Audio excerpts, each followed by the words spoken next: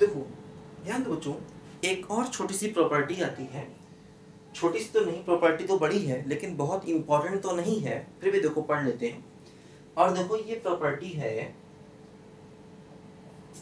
स्क्वार्च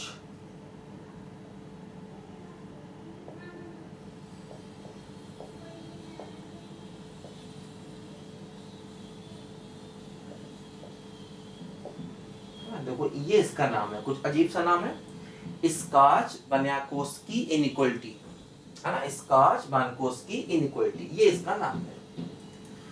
तो मतलब नाम सुनकर आपको हंसी भी थोड़ी आ रही होगी कि भाई क्या इनइक्वालिटी का नाम रखा, लेकिन ये मैंने नहीं रखा है, जो हमारे साइंटिस्टों ने रखा है ना, जिसने इसकी रिसर्च की होगी उसी ने नाम रखा होगा, है ना। लेकिन हमें हाल फिलहाल ये प्रॉपर्टी पढ़नी है, ठीक है।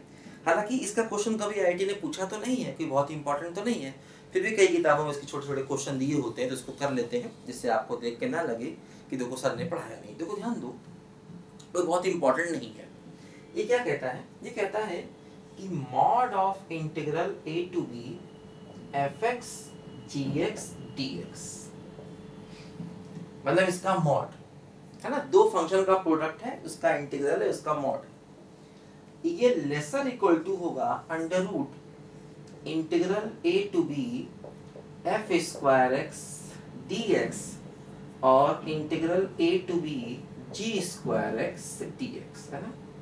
ये हमेशा इससे कम होगा, है ना। देखो इस क्वेश्चन में भी, है ना, क्या है, देखो mod of integral a to b fx gx dx lesser equal to under root integral a to b f square x dx integral a to b g square x dx। देखो ध्यान दो, इसमें भी हम वहां पर इसका यूज करते हैं जहां पर फंक्शन इंटीग्रेट नहीं हो पाते।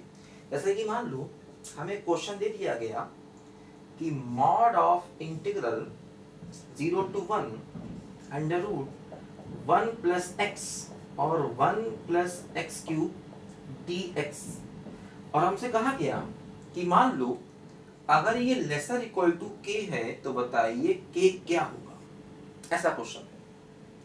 अब देखो ध्यान दो, यहाँ पर ये जो फंक्शन हमें दिया गया है, इस फंक्शन को हम इंटीग्रेट नहीं कर पाएंगे। क्या है, mod of integral 0 to 1 under root 1 plus x cube dx lesser equal to k। इस फंक्शन को देखो हम इंटीग्रेट नहीं कर सकते, जो फंक्शन हमें दिया गया, ठीक है। तो इसीलिए इस इनइक्वालिटी का रोल देखो बढ़ जाता है। अब देखो क्या होगा, अब देखो यहाँ पर ये दो फंक्शन का प्रोडक्ट है। हालांकि देखो ध्यान दो, जैसे अगर हम इसको देखें तो ये पूरी वैल्यू पॉजिटिव होगी हमेशा, क्योंकि देखो ये एक पॉजिटिव फंक्शन है, 0 और 1 के बीच में ये पूरा फंक्शन पॉजिटिव होगा। बल्कि ऐसे समझो कि भाई अंडर रूट की वैल्यू तो हमेशा ही पॉजिटिव होती है, रूट के अंदर जो आता है वो भी हमेशा पॉजिटिव होता है, और पूरे के पूरे रूट की वैल्यू भी हमेशा पॉजिटिव होती है, ये बात हमको मालूम है ना। तो ये एक पॉजिटिव फंक्शन है और इसका मॉड लगा दिया, तो चाहे तो इसका मॉड हटा सकते हैं क्योंकि पॉजिटिव फंक्शन है, पॉजिटिव फंक्शन का मॉड उसी के बराबर होता है ना। तो एक्चुअली ये एक पॉजिटिव वैल्यू है, इसका मॉड लगा दिया तो इसके मॉड का कोई मतलब नहीं बनता, क्योंकि पॉजिटिव फंक्शन का मॉड बराबर फंक्शन के होता है हमेशा, ध्यान दो। तो देखो जैसे मतलब हम चाहें तो इसका मॉड हटा भी सकते हैं, इसलिए मैंने आपको बताया, ठीक है। देखो क्योंकि अगर ये दोनों पॉजिटिव है तो कुल मिला के ये टर्म पॉजिटिव होगा, तो उसके मॉड का कोई मतलब नहीं, ठीक है।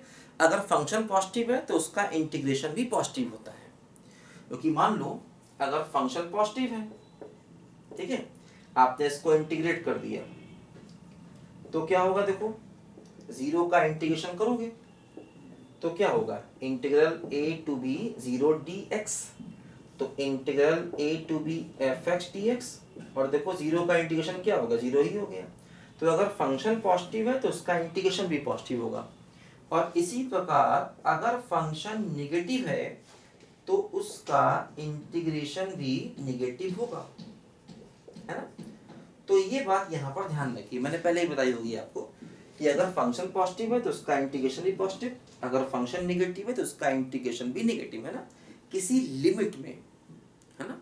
देखो जैसे यहाँ पर हम कह रहे हैं कि भाई ये फंक्शन नेगेटिव है इस इंटरवल में, a to b इंटरवल में, और यहाँ पर भी देखो ये फंक्शन पॉजिटिव है इस इंटरवल में, है ना।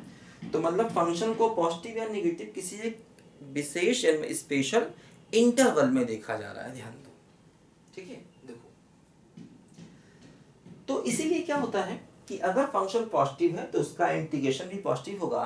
तो यहाँ से देखो हम लोग मॉडुलस को हटा सकते हैं, ध्यान दो, ठीक है। देखो आप देखो जैसे इस क्वेश्चन में हमें k चाहिए, क्या होगा इसको लिखो जल्दी से। ये बात पहले बताई होगी मैंने आपको, लेकिन ये ध्यान रखना, इंपॉर्टेंट चीज है ये, ठीक है। देखो अब हमें k चाहिए। अब देखो यहाँ पर दो फंक्शन मल्टीप्लाई हो रहे हैं, तो जब दो फंक्शन मल्टीप्लाई हो रहे हैं तो इस प्रॉपर्टी को लगा सकते हैं। तो क्या होगा, mod of integral 0 to 1 under root 1 plus x, है ना। ऐसे अलग अलग भी चाहे तो इसको कर सकते हैं, है ना, चाहे तो इसको अलग अलग भी कर सकते हैं, क्योंकि दोनों पॉजिटिव चीजें हैं, अलग अलग कर सकते हैं, कोई दिक्कत नहीं, है ना।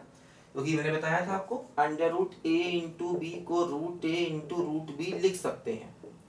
कब, जब ए और बी में से कम एक पॉजिटिव हो। ए और बी में से अगर एक पॉजिटिव है और एक नेगेटिव है तब भी ऐसा लिख सकते हैं, और अगर दोनों पॉजिटिव हैं तब भी ऐसा लिख सकते हैं। लेकिन हाँ, अगर ए और बी दोनों नेगेटिव हैं तो ऐसा नहीं लिख सकते, है ना। ये बात मैंने बताई थी आपको स्टार्टिंग में, फंक्शन में भी, है ना। तो इसको याद रखो कि भाई ए और बी दोनों पॉजिटिव हैं तब भी ऐसा लिख सकते हैं, और अगर ए और बी में से कोई एक नेगेटिव है तब भी ऐसा लिख सकते हैं, ठीक है। अगर दोनों पॉजिटिव है तब भी ऐसा लिख सकते हैं, ठीक है। इसको लिख सकते हैं अगर ए पॉजिटिव है और बी पॉजिटिव है, या इसको लिख सकते हैं अगर ए पॉजिटिव है बी नेगेटिव है ना। तो इसको ऐसा हमेशा लिख सकते हैं।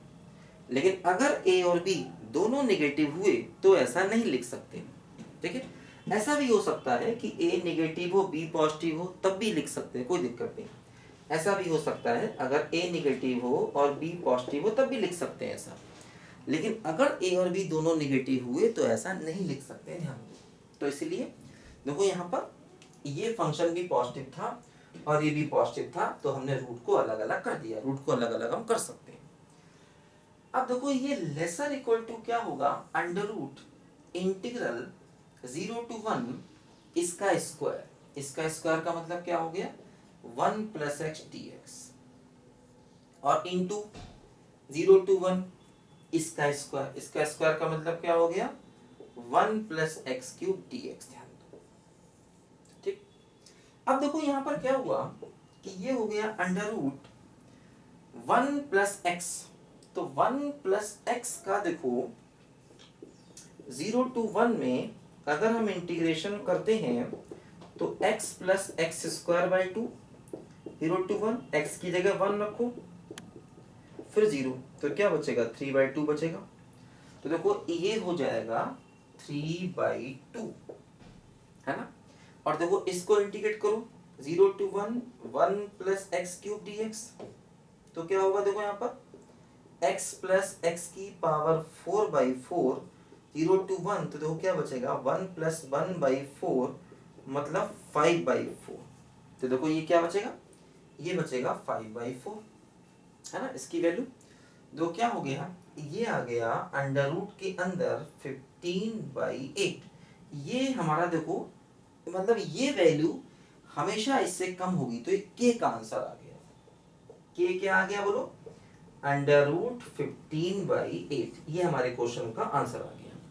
मतलब ये जो वैल्यू है ये हमेशा इससे कम होगी, तो यही देखो हमारा k आ गया, k, ये हमारे k का देखो आंसर आ गया, रूट 15/8, ध्यान दो। तो ऐसे देखो हमें ये क्वेश्चन करना है। काफी अच्छा क्वेश्चन, लिखो बच्चों ध्यान से पहले इसको।